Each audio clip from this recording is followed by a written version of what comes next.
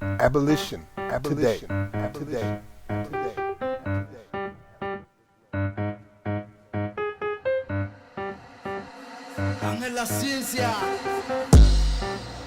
I must make two honest confessions to you, my Christian and Jewish brothers.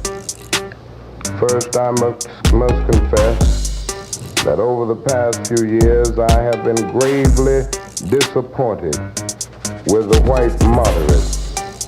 I have almost reached the regrettable conclusion that the Negro's great stumbling block in his stride toward freedom is not the white citizens' counselor or the Ku Klux Klaner, but the white moderate, who is more devoted to order than to justice, who prefers a negative peace, which is the absence of tension, to a positive peace, which is the presence of justice, who constantly says, I agree with you in the goal, you see, but I cannot agree with your methods of direct action, who paternalistically believes he can set the timetable for another man's freedom, who lives by a mythical concept of time, and who constantly advises the Negro to wait for a more convenient season.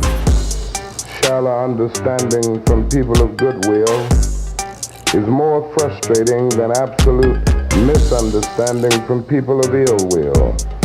Lukewarm acceptance is much more bewildering than outright rejection.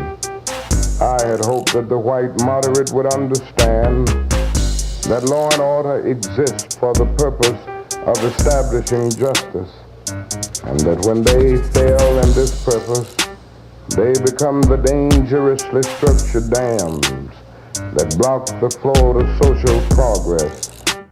I had hoped that white moderates would understand that the present tension in the South is a necessary phase of the transition from an obnoxious negative peace in which the Negro passively accepted his unjust plight to a substantive and positive peace in which all men will respect the dignity and worth of human personality.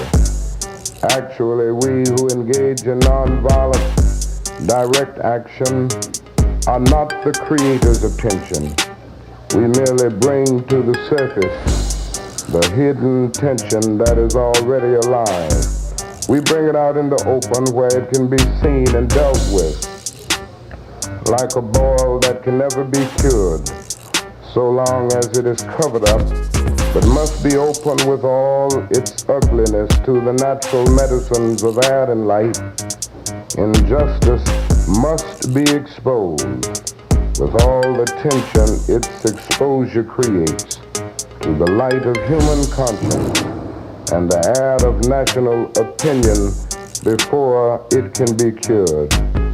In your statement, you assert that our actions, even though peaceful, must be condemned because they precipitate violence. But is this a logical assertion? Isn't this like condemning a robbed man because his possession of money precipitated the evil act of robbery? Isn't this like condemning Socrates because his unswerving commitment to truth and his philosophical inquiries precipitated the act by the misguided populace in which they made him drink hemlock? Isn't this like condemning Jesus because his unique God consciousness and never ceasing devotion to God's will precipitated the evil act of crucifixion? We must come to see that as the federal courts have consistently affirmed, it is wrong to urge an individual to cease his efforts to gain his basic constitutional rights because the quest may precipitate violence. Society must protect the robbed and punish the robber. Abolition today.